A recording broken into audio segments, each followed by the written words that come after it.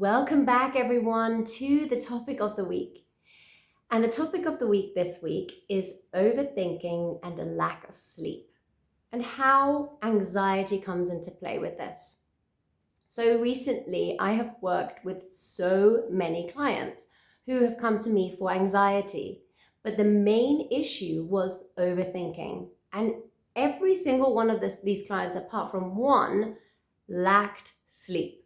So they'd either struggle to get to sleep because of the overthinking and the thoughts, or they'd wake up in the middle of the night and then they can't get back to sleep due to the overthinking. So that's where we have this connection.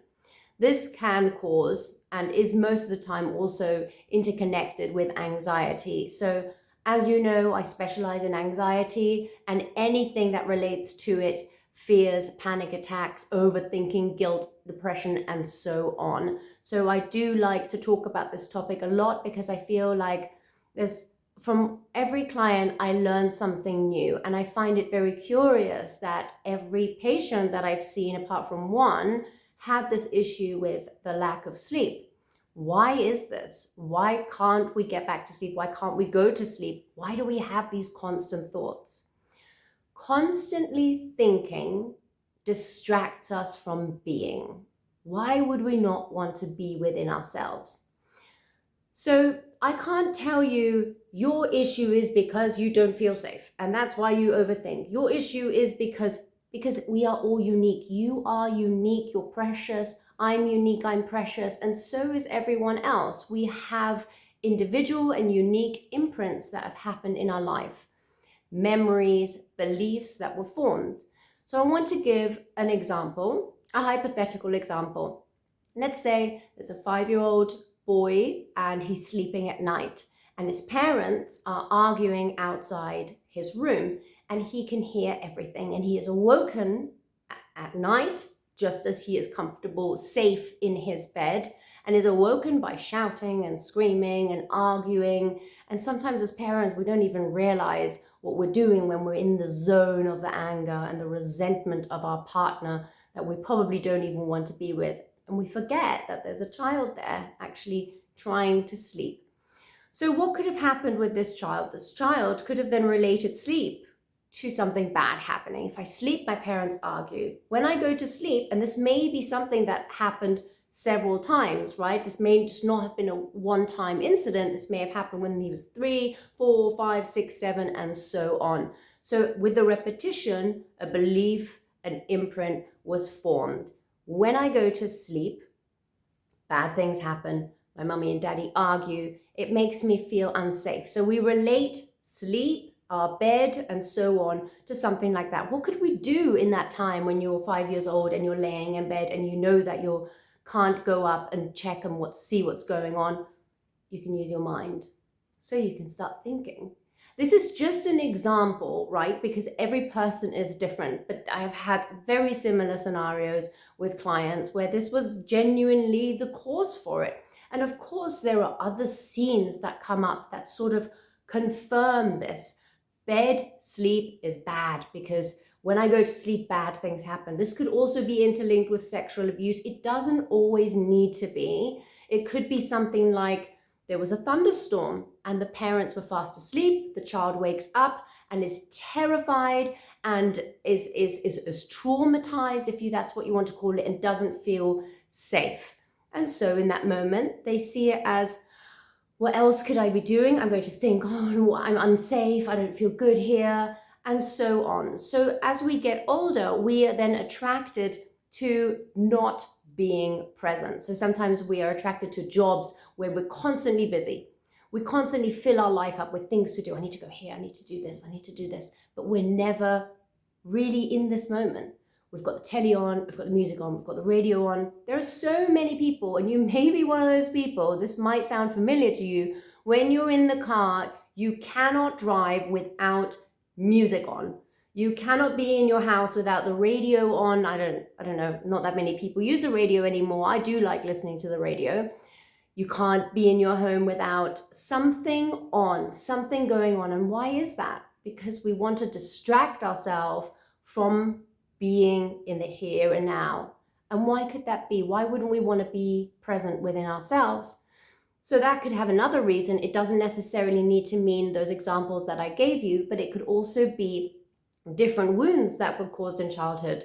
Maybe you got bullied. Maybe you had a parent that was very controlling or very judgmental, and you felt like you weren't good enough, or you weren't important, you weren't worthy, and so on. And all of these beliefs may have been formed, or just one belief may have been formed.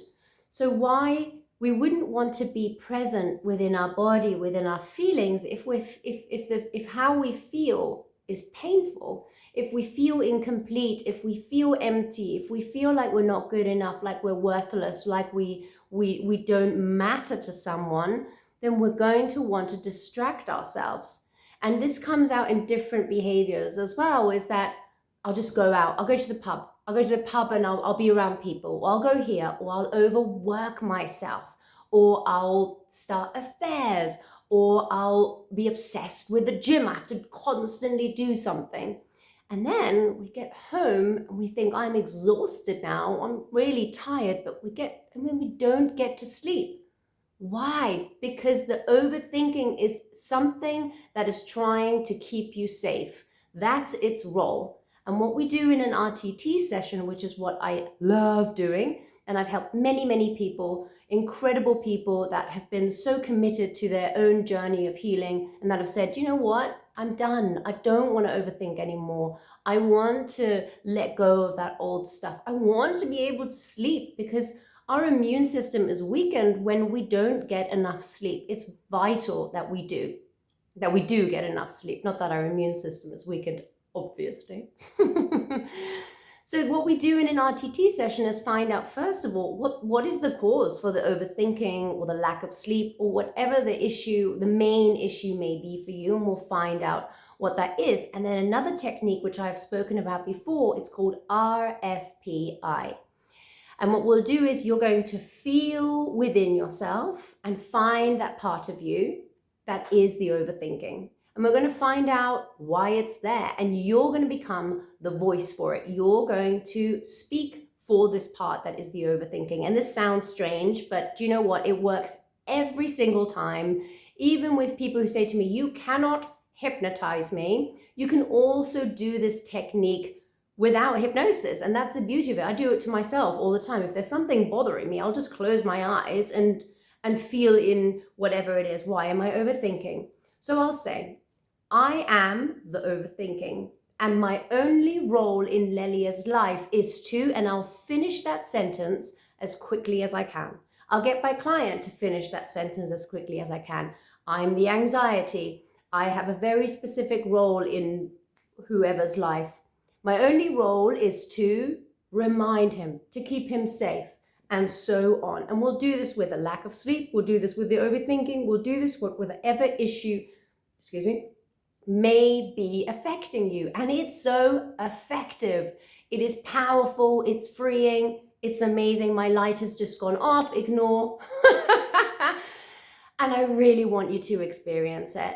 So if you feel, let's just ignore that and continue on, because I'm on a roll here. If you feel like this is something that really speaks to you, yes, I overthink. Yes, I lack sleep, and then I get out my phone and I start watching Netflix and I start going on Facebook and texting people. That's not going to help you. So I wanted to give you a little recommendation, and this isn't going to solve the problem, but it's a great start.